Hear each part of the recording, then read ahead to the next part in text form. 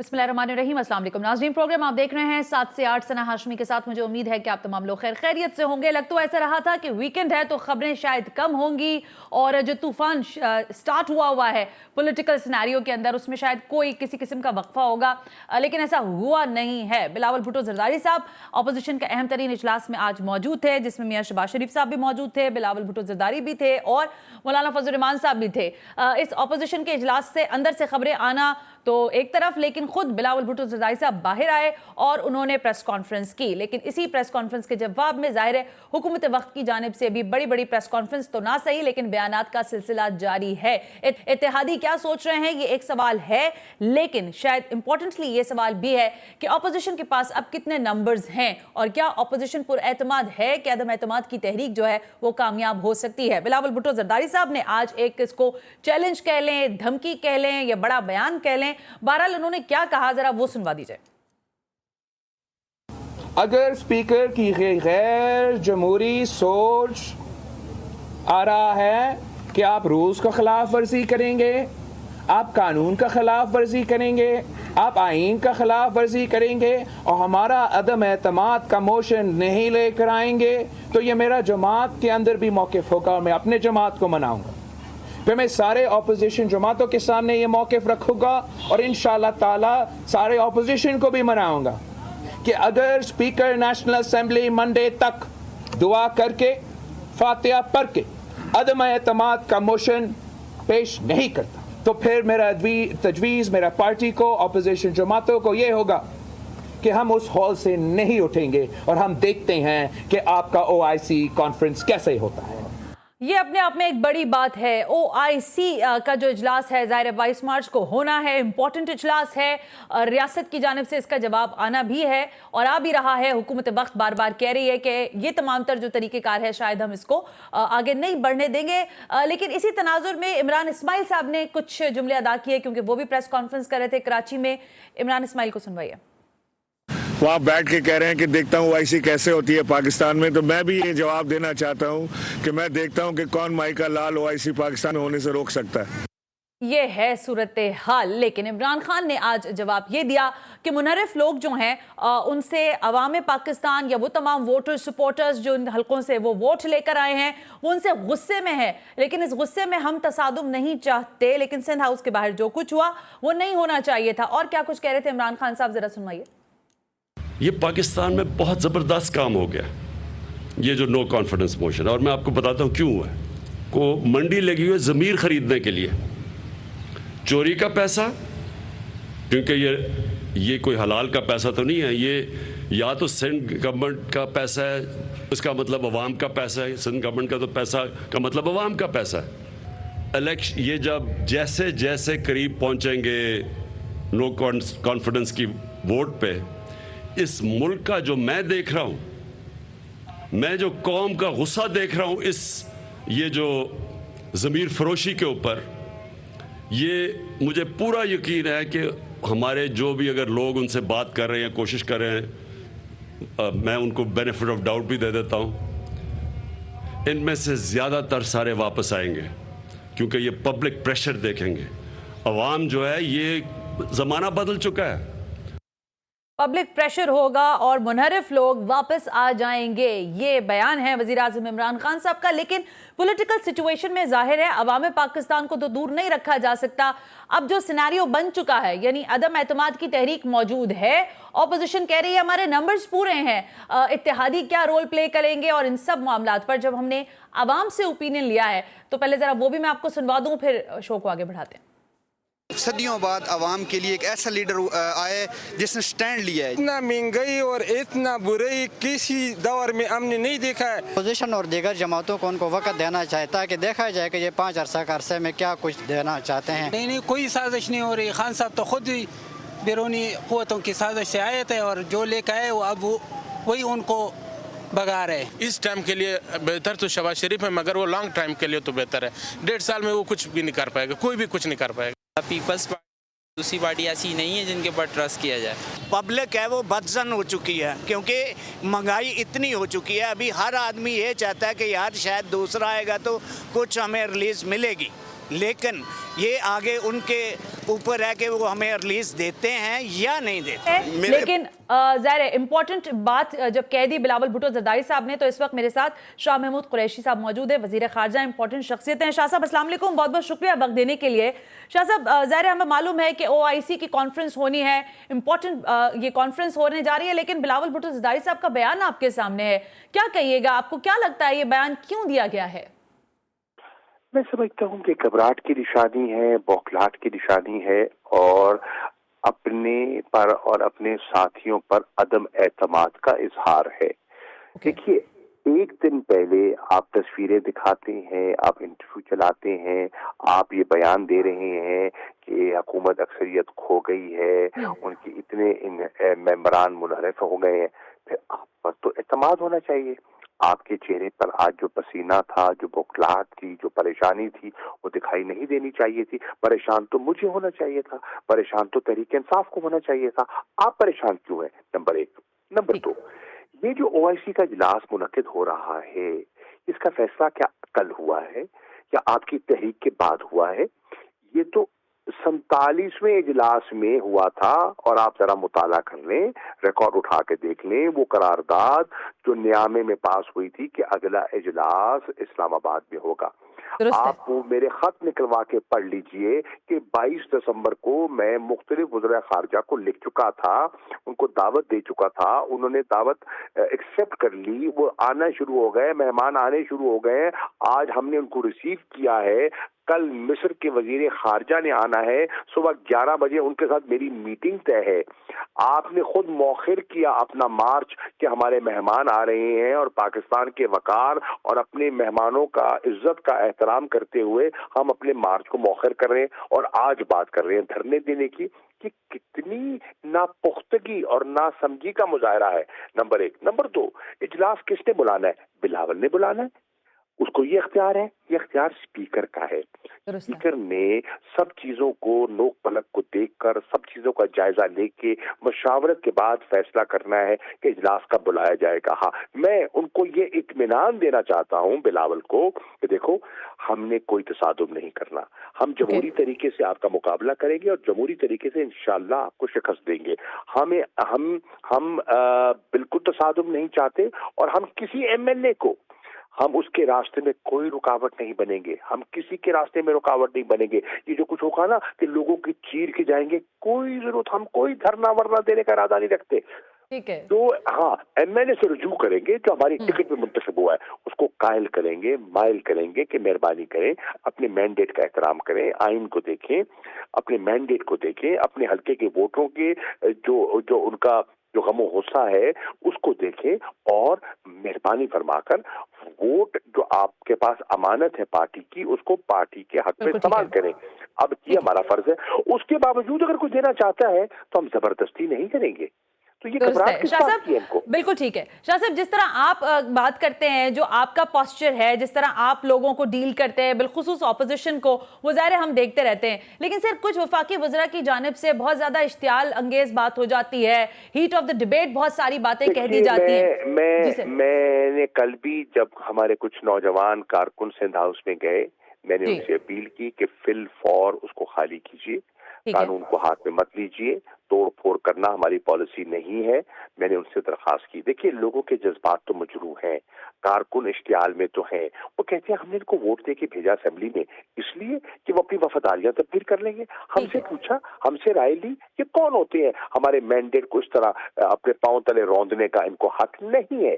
अब वो जज्बात मैं समझ रहा हूँ, लेकिन उसके बावजूद मैं उनसे अपील कर रहा हूँ कि कानून को हाथ में नहीं लेना। हाँ, पुरअमन एहतजाज कारकुनान तो समझ रहे, शायद विफाकी वज़रा को भी शाह साहब कहने की जरूरत है, कुछ जानिब से बड़ी भी मैंने अर्ज किया। देखिए, मेरे भाई हैं और हमारे कॉलीग्स हैं, मैं आज भी कहूंगा, सख्त जुमलों से कभी कुछ हासिल नहीं होता, कभी कुछ हासिल नहीं होता। आप बड़ी जो सख्त जो है ना मौकिफ, वो नरम लहजे में भी पेश कर सकते हैं, अपने मौकिफ पे ना, अपने मौकिफ से ना हटिए, और किसी की बगैर दिल आजारी किए अपनी बात पर कायम रहिए। ठीक है शाह साहब, अभी आप ही की इस बात के साथ मेरे जहन में सवाल आया कि सर ज़ाहिर आप इत्तेहादियों से खुद जाकर भी मिले, काफ लीग के लोगों से भी, एमकेएम के लोगों से भी, फिर बाप पार्टी की जानिब से भी कुछ तहफ़्फ़ुज़ात आना शुरू हो गए। सर इत्तेहादियों पे कितना ट्रस्ट कर रहे हैं शाह साहब? हुकूमत कितना ट्रस्ट वर्दी समझती है उनको? मेरा आप बयान पहले दिन से उठा लीजिए और सारे मीडिया के पास वो फुटेज मौजूद होगी। मैं पहले दिन से कहता रहा हूँ, मुझे एतमादियों पर एतमाद है, इत्तेहादियों पर एतमाद है। क्यों? मैं सियासी बात कर सकता हूँ। देखिए, मेरा 36-37 साल अमली सियासी तजर्बा है। मैं इस पार्लियामेंट में पहली दफा नहीं आया। अर्ज ये है, नून लीग का और काफ लीग का पंजाब में इत्तेहाद गैर फितरी है। दुरुस्त कह रहे हैं, ठीक है, एमक्यूएम का और पीपल्स पार्टी का सिंध में इत्तेहाद गैर फितरी है। अब आपके पास वक्त नहीं है, मैं इसकी तशरीह कर सकता हूँ कि क्यों है। जो कराची के लोग कह रहे हैं, जिन्होंने कराची को बर्बाद कर दिया, कराची का कचरा कूड़ा ये उठा नहीं सके, उनके फंड महरूम कर दिए, उनके इख्तियारात सलब कर दिए, जो मेयर के इख्तियारात हैं वो अपने पास सलब कर दिए, जो नया लोकल गवर्नमेंट कानून बनाया उस पर पूरी एमक्यूएम सरापा एहतजाज थी, तो वो आज उनकी गोद में जाके बैठेंगे। उनका वोटर क्या कहेगा? वो सियासी लोग हैं, सियासी फैसला करेंगे।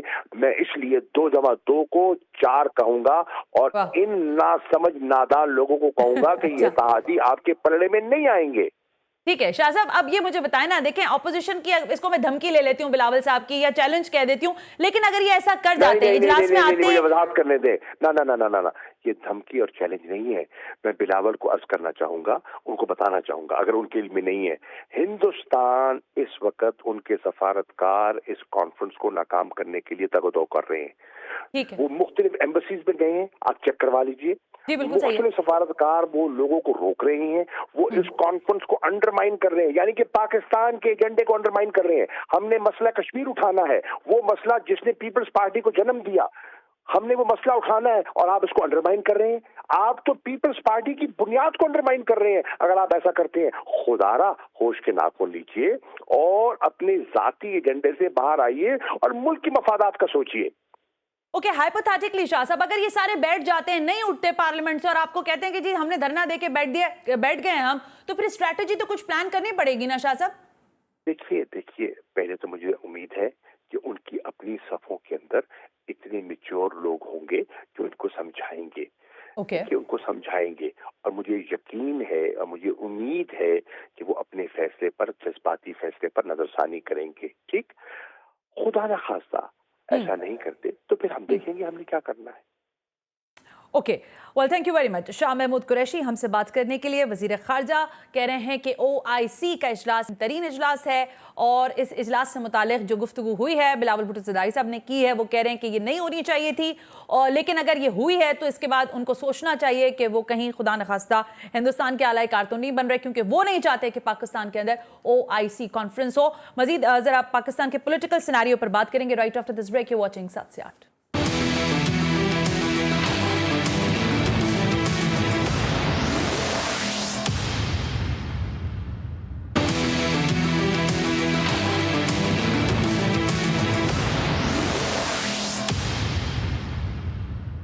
वेलकम बैक नाज़रीन, हम ब्रेक पर थे और ब्रेक पे जाने से पहले शाह महमूद कुरैशी साहब की गुफ्तगू आपने सुनी। OIC के मामले पर ज्यादा हलचल हुई है।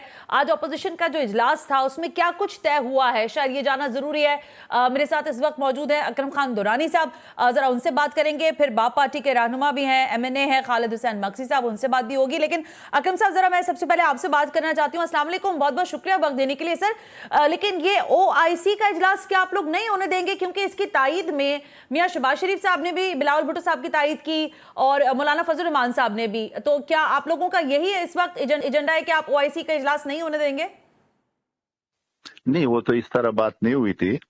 वो तो इस तरह बात हुई थी कि चूंकि स्पीकर अगर असेंबली रूल्स के मुताबिक चलता है, पाकिस्तान के आईन के मुताबिक चलता है, तो हमें कोई इस पे एतराज नहीं है। चूंकि डर ये था कि ये परसों जो हम रिजोल्यूशन लाएंगे अदम एतमाद की, उस पे फिर वो इजलास को प्रोरोग करेंगे, चूंकि वहां पर एक फातिहा दुआ ख्याल जमाने में नहीं फोत हुआ है, तो उसमें हम उसको कहेंगे कि ठीक है, दुआ करें, आधे घंटे के लिए करें, अच्छा। लेकिन जो रेजोल्यूशन हो उसको हमें पेश करने का मौका दें।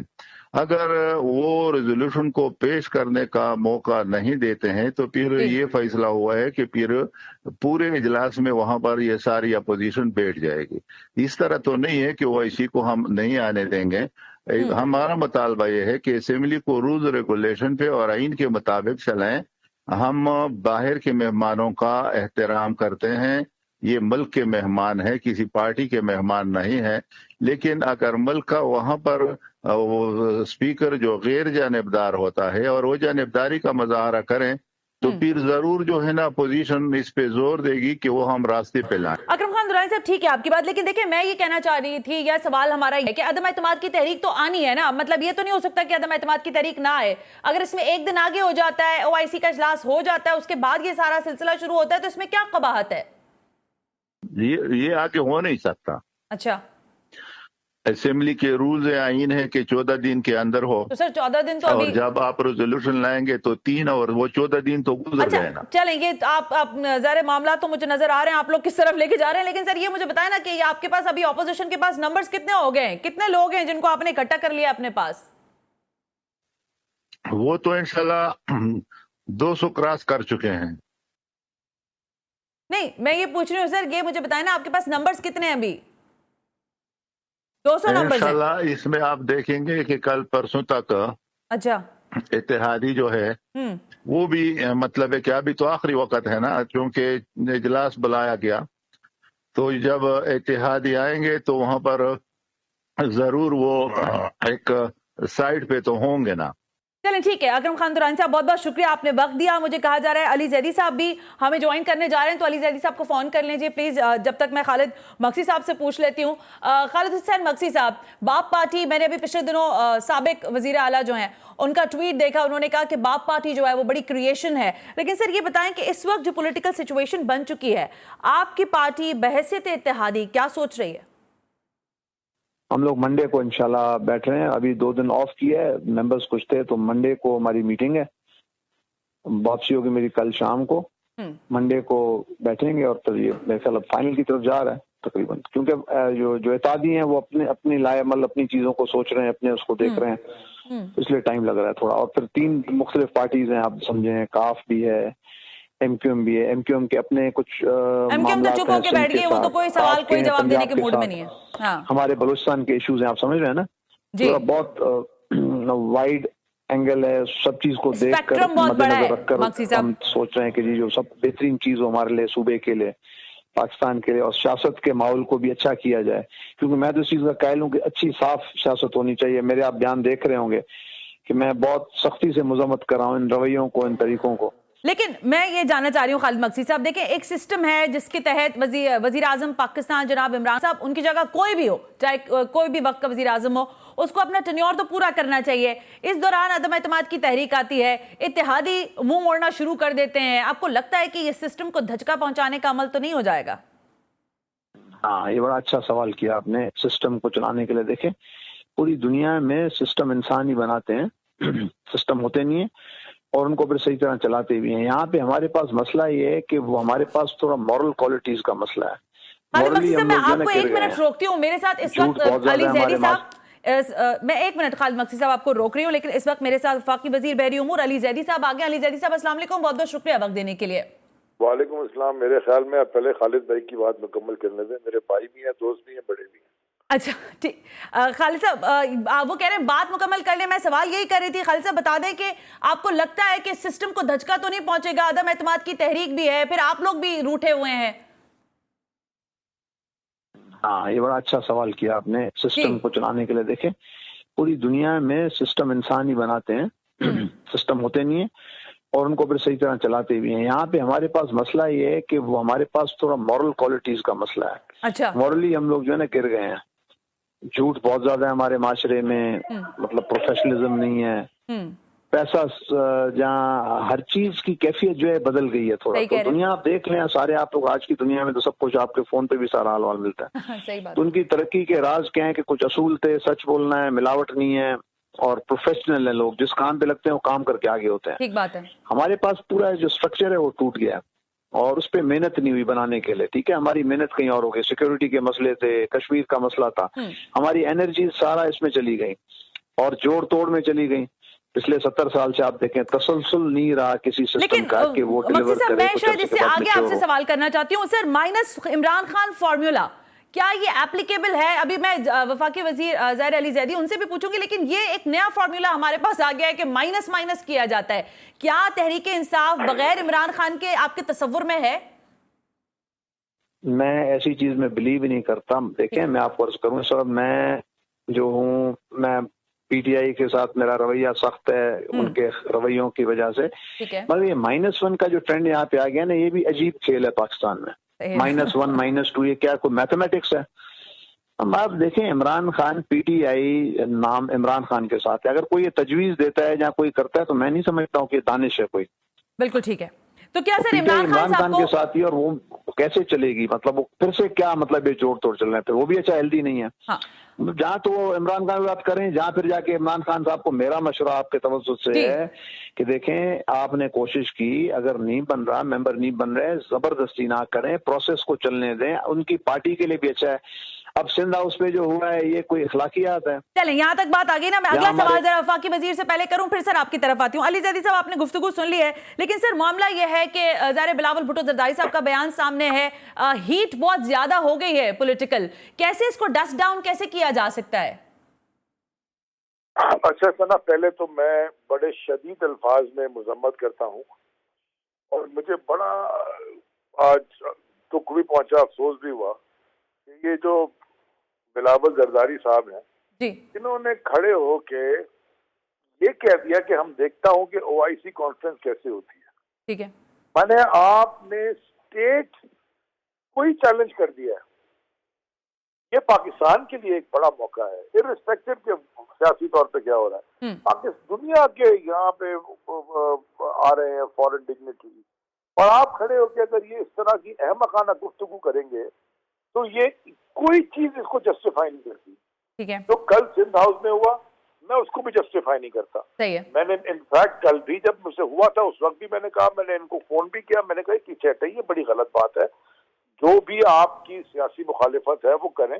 अगर वो गलत करते हैं तो दो two wrongs don't make a right, अंग्रेजी में कहते हैं ना। उन्होंने गलत किया, वो उन्होंने पुलिस वाले लाए, वो पैसे बंदर मार्ट कर रहे हैं, पैसे ला रहे हैं, हॉर्स ट्रेडिंग तो नहीं कहता, इंसेक्ट ट्रेडिंग कर रहे हैं, कीड़े मकोड़ों की ट्रेडिंग करें, जो मर्जी करें, आप अपना वकार बुलंद रखें। हाँ, गुस्सा है, हम सब में गुस्सा है, एहतजाज करना आपका जमहूरी हक है, बिल्कुल है, लेकिन वायलेंस आप बिल्कुल एहतजाज कीजिए, आप जरा पुरजोश एहतजाज कीजिए, जरूर कीजिए, लेकिन आप ये नहीं कर सकते, एहतजाज इस मुल्क में बड़े बड़े हुए हैं, कीजिए, लेकिन आप ये गेट तोड़िए फलांग, ये मैं कम अज कम और आज जो मीटिंग हुई थी उसमें ये भी गुफ्तगू हुई। अब आपने पूछा कि जी क्या सवाल था आपका? मैं ये सवाल कर रही थी सर कि ये हीट डस्ट डाउन हो सकती है क्योंकि बहुत ज्यादा बातें हो रही हैं।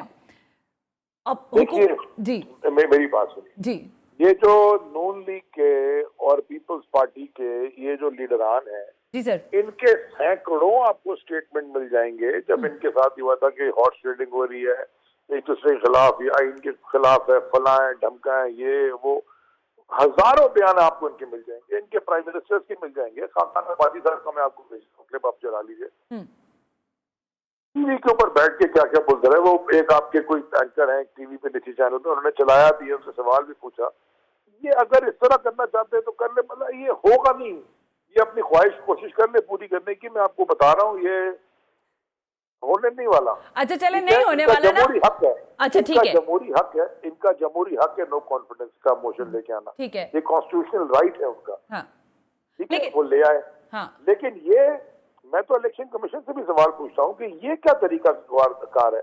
अगर कोई हमारे अराकीन नाराज है, इस्तीफा दें और जाके इलेक्शन लड़ें। आप अगर मैनिफेस्टो पे पीटीआई का इलेक्ट हुए, बल्ले का आपका निशान था, इमरान खान की क़यादत में आप इलेक्ट हुए, आपकी शिकायतें हैं, हो सकता है कुछ ज्यादा ठीक हो, कुछ बजा हो, कुछ ठीक ना हो सकता है कुछ एड्रेस किए हो, लेकिन अगर इस तरह करना फिर वो बात होती वही है, अच्छा भी वही है, पता भी वो चलता है और आवाज भी वही आती है जो आ रही है।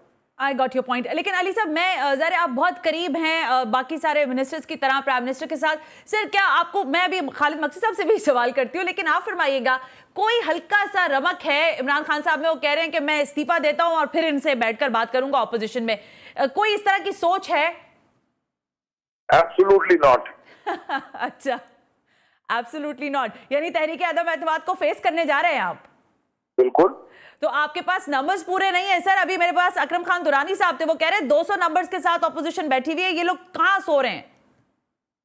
जिस दिन होगी उस दिन देख लीजिएगा। Well, thank you very much, बहुत बहुत शुक्रिया। अली जैदी कह रहे हैं एब्सोल्युटली नॉट, वो तो ये कह रहे हैं। लेकिन खालिद मकसी साहब, आप फरमाइएगा, ज़रा आप इत्तेहादी तो हैं। मैं ब्रेक पे जा रही हूँ, बस एक लास्ट सवाल मैं इनसे पूछ लूँ। सर, ये बताएं कि इमरान खान साहब को मुस्ताफी हो जाना चाहिए या नहीं होना चाहिए? नहीं, इमरान खान दो चीजें जहाँ महसूस करते हैं। देखें, असूलन ये है ना कि अपना बलूचिस्तान की आप मिसाल देख लें। जब देखा सारे मेंबर्स आ गए तो अपना जाम साहब मुस्तफी हो गए, देखा कि मुनासिब नहीं है। अब वो दोनों ऑप्शन उनके पास है। अगर समझते हैं नंबर गेम नहीं है, पूरी नंबर्स नहीं है हमारे, क्योंकि नंबर्स है ना असेंबली के अंदर। दूसरा ये है कि एक प्रोसेस है, उसको होने दें। ज्यादा अगर वो कंफर्टेबल करते हैं कि जी मुझे लोग नहीं चाहते और वो नंबर आके अपना पूरा कर ले, मैं चला जाऊं, तो उस प्रोसेस को भी होने दें। कौन सी क़यामत आ जाएगी? ओके, खालिद हुसैन मकसी साहब, थैंक यू वेरी मच, आपका भी बहुत शुक्रिया। मामला मुझे लग रहा है कि अब अदम एतमाद की तहरीक के मामले पर ऑपोजिशन भी अपने पंजों पर है और हुकूमत तो है ही। आपने सुन लिया, अली जैदी कह रहे हैं एब्सोल्युटली नॉट। इसी को मजीद डिबेट करते हैं। जरा पाकिस्तान पीपल्स पार्टी का नैरेटिव लेते हैं right after this break. You watching 7 से 8।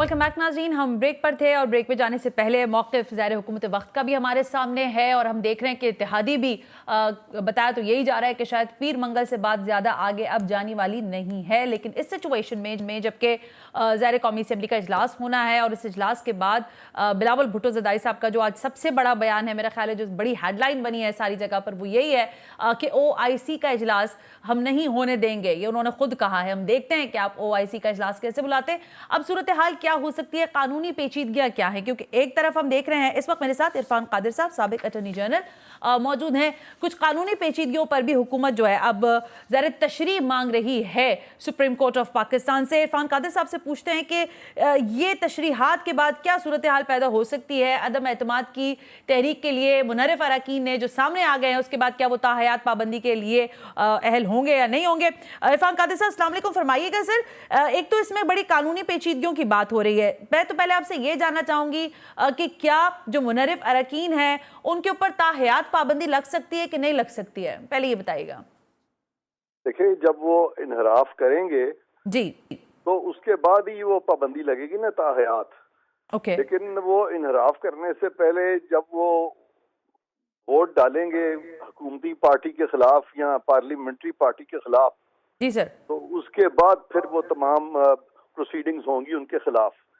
लेकिन ये कहना कि उनको इस चीज से रोक दिया जाए कि वो ये करें ही ना, तो ये तो तब तक नहीं पता चल सकता जब तक कि वो एक्चुअली इसको करे ना। ये है, वो तो उनके दिल के अंदर है ना कि उन्होंने क्या करना है क्या नहीं करना। दुरुस्त बात है इरफान साहब। लेकिन इरफान साहब, ज़ाहिर हुकूमत जो है वो सुप्रीम कोर्ट पहुंच चुकी है और वो कह रही है कि आप 60A3 जो है उसकी तशरीह फरमा दें। हम आपसे ये जानना चाहेंगे कि इसके तमाम, अगर इसके मग़ज़ की मैं बात करूं तो वो क्या कहता है 63A? हुकूमत को किस हद तक रिलीफ मिल सकता है इस तशरीह से आपके ख्याल में? मेरे नजदीक तो इसमें हुकूमत को कतन कोई रिलीफ नहीं मिल सकता। ओके। क्योंकि लग ये रहा है कि जो हालात हैं वो हुकूमत के इस वक्त कंट्रोल में नहीं रहे। अच्छा। और हुकूमत बेबस हो गई है और हुकूमत अपनी जो सियासी जो एक उनकी जो चल रही है एक टग ऑफ वॉर, जो सियासी एक दंगल चल रहा है, उसमें हुकूमत सुप्रीम कोर्ट को भी ड्रैग करना चाहती है। और आप सब जानते हैं और मैं भी जानता हूं कि सुप्रीम कोर्ट के माजी के बहुत से फैसले जो हैं इस तरह के, जहां पे कि वो सियासी मामलात में आए हैं, तो वो हमेशा कंट्रोवर्सी का शिकार हुए हैं। और मैं नहीं समझता कि मौजूदा चीफ जस्टिस जो हैं वो सुप्रीम कोर्ट के इमेज को मजीद खराब करना चाहेंगे। तो इसलिए मेरा नहीं ख्याल कि हुकूमत को कोई ज्यादा रिलीफ मिलेगी इस केस में। इरफान कादिर साहब, आप बिल्कुल दुरुस्त कह रहे हैं, क्योंकि आज चीफ जस्टिस ने यही कहा है, उमर अता बंदियाल साहब ने, कि हमारा इस बात से कोई लेना देना नहीं है, ये सारा कौमी असेंबली का मामला है और आप वहां जाकर इसको तय करें। लेकिन सर, मैं ये फिर आपसे तकरार के साथ सवाल करना चाहूंगी, इस वक्त जो पार्टी कह रही है, यानी हुकूमत वक्त जो कह रही है, वो कह रही है कि ये जो इनहराफ करने वाले लोग हैं, उन्होंने तो सबके सामने आके कह दिया है कि उनको हमारी पार्टी के साथ इख्तिलाफात हैं। तो आप ये कैसे राय दे सकते हैं, आपसे मुराद बाकी लोग भी, कि वो इनहराफ नहीं करेंगे और हमें वोट ना लेंगे? तो आपको लगता है कि ये कुछ क्लियर हो सकता है, इस पर डिबेट हो सकती है सुप्रीम कोर्ट के अंदर इस मामले पर? देखिए, अगर इख्तिलाफ राय उनकी है तो इख्तिलाफ राय से तो आप किसी को नहीं रोक सकते। कोई भी हुकूमती शख्स या कोई भी ऑपोजिशन का शख्स, कोई जो मेंबर है, वो आके कह सकता है कि मुझे अपनी पार्टी से इख्तिलाफात हैं, तो इसलिए आप उनके खिलाफ प्रोसीडिंग्स कर दें डिफेक्शन की। सिर्फ इख्तिलाफ होना तो डिफेक्शन नहीं है। और फिर यहाँ पे एक इंडिविजुअल का मामला नहीं है। जो डिफेक्शन की जो क्लॉज है 63A में, वो इंडिविजुअल्स हैं जो पार्टी लाइन को फॉलो नहीं करते। जहाँ पे पूरे का पूरा ग्रुप जो है, यानी 30, 40, 50 लोग जो हैं, वही समझे कि हम पार्टी हमारी बातें नहीं सुन रही या हमारी बातें नहीं मान रही, या हमारे साथ अब हमारा पार्टी के साथ चलना नामुमकिन हो गया है, या पार्टी ने जो वादे किए थे वो पूरे नहीं किए। तो ये एक बड़ी सब्जेक्टिव सी चीज है और इससे उनको कोई नहीं रोक सकता इस तरह की राय रखने से।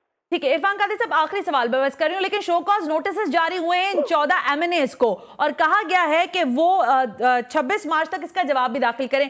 क्या उनके ऊपर बाइंडिंग है कि वो अपनी पार्टी को जवाब दे हैं, या ये भी एक पार्टी का अंदरूनी मामला है, उसको देखना होगा ये कैसे डील होना है? हाँ, ये उन पे मुनसर है कि अगर वो जवाब देना चाहते हैं तो वो जरूर जवाब दे दें, लेकिन जब तक वो जवाब नहीं देते तब तक तो कोई कार्रवाई नहीं हो सकती। और अगर वो जवाब देते हैं और जवाब में यही बात लिखते हैं कि जी हमने 3 साल आपके साथ गुजारे हैं और हमारी कोई भी बात नहीं मानी गई, तो उसके बाद हुकूमत क्या कर सकती है? डिफेक्शन तो मूव नहीं कर सकती ना इस बात पे। ठीक है इरफान कादिर साहब, थैंक यू सो मच, शुक्रिया। साबिक अटॉर्नी जनरल हमारे साथ है आज के प्रोग्राम से। सना हाशमी को इजाजत दीजिए, अल्लाह हाफिज।